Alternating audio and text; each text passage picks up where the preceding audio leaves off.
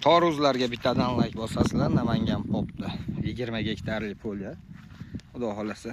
Bugun 22-may 2025. Shanba kunga uziladi. Chislosi 24 bo'ladi mashunda. 24-mayga mana.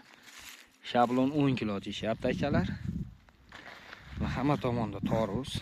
Bemalol telefon qilaverasizlar. Akalar nomerini qo'yib qo'yamiz.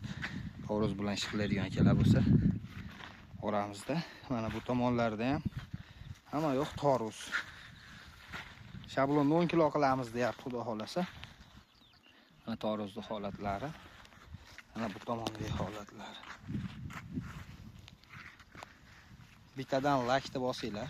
Uncha mehnat oson bo'lmagan 20 gektar yer polya katta. Xaridorlar kelib mana ko'ryapti. Narx-navosini akalarni o'zi aytadi.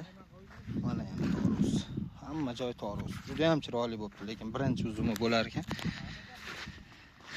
Like bosamiz, toruz bilan biznes qiladigan akalarga bu videoni ulashib qo'yamiz.